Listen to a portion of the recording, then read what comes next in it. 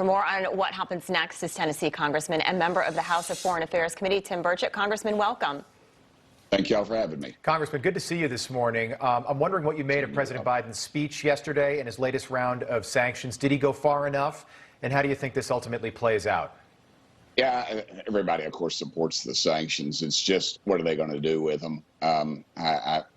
I thought it was pretty telling when someone asked him if they were going to put any direct sanctions on Putin himself, and it seems everybody seems to be avoiding that. I think the reason is Putin has all his money elsewhere. It's either in Russia or some other controlled communist organization. So I don't know what kind of pain it's going to cause. I know they're going to come after us with the cyber attacks, and we need to be prepared if we're going to go down this path.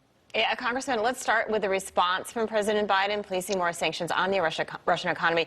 I want you to take a listen and then get your response. Okay. You recently said that the idea of personally sanctioning President Putin was on the table. Is that a step that you're prepared to take? And if not, it's not a bluff, it's on the table. Sanctioning President Putin? Yes. Why not sanction him today, sir? Mr. President? Why not sanction him today?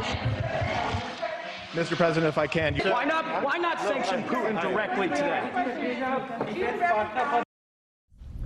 Sir, I have to say, finally, he's getting some tough questions from the media. He's not responding. That's a valid question. I mean, he's waiting to really do what a lot of people are saying he should have done a long time ago. Yeah, look, you got one of the richest men in the world, and we're not willing to take him on. And to me, there's something else going on behind the scenes. I don't know if it's because we're gutless or we don't want to incur his full wrath. But clearly the president, as I've said many times, you can tell is clearly cognitively not with it. And this is just another indicator of that. And our leadership seems to be afraid of it in the Democrat Party. Yeah. The Republicans were ready to go after him, but the Democrats, they're the ones holding all the marbles on this. Yeah, and I get that, incur Vladimir Putin's full wrath, but quite frankly, I don't care. We're the United States of America. I don't care about Vladimir Putin's full wrath. It's a country with the GDP of Spain. That's a fact. That's a fact. I think one of the big issues is that Russia is the United States' third biggest oil supplier now in Joe Biden's brand new woke America that we've all been enjoying for the last 15 months. That's probably the big issue at play here. I'm wondering, you mentioned this earlier, that Vladimir Putin might cyber attack us here in the U.S. If he does that, that's a provocative military action. Granted, it's not boots on the ground, but that is an attack on the United States. If he does do that, again, by the way, what do we do?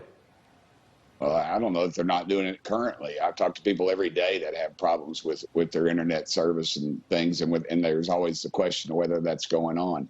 I don't know what we do, because you're exactly right. This woke leadership we have, I mean, they're more concerned with our military's transgender affiliation or whatever, and than they are with what's really going on. I'm afraid you've got a real morale problem too within our military. But getting back to the oil question, you're exactly right. We import 595,000 barrels a day from Russia.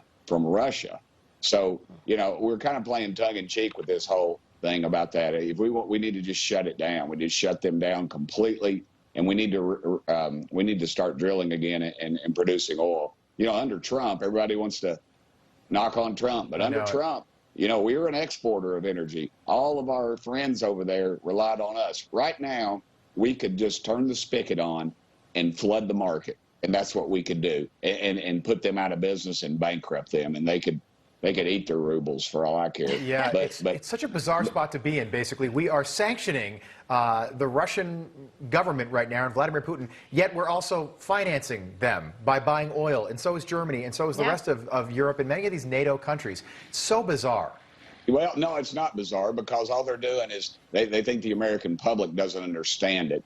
And they're, in one hand they're doing this, the other hand they're doing that. And it's just it's a complete lie. And they're taking, they think that we don't know what's going on, but and fortunately we do. And on election day, I think you're going to see the results of that. Yeah, Congressman, yesterday President Biden was asked about China. He didn't really say anything about that. Didn't have an answer for that. And look, we saw what happened over Taiwan just yesterday. I mean, China's a major concern to us, but yeah, it doesn't seem like President Biden's concerned.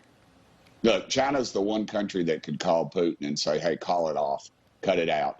and apparently we don't have the guts to say that to China right now. So I don't know what it takes. All this is doing really is removing our focus from our southern border and the high gas prices and everything else in this country that's going on bad. And the liberal media just focuses on Ukraine right now. And it's a horrible situation. 57 brave Ukrainians died yesterday and 169 were wounded. And it doesn't have to be. It shouldn't have to been. We could have called it off with our energy program, but unfortunately our energy program is woke and weak. Yeah.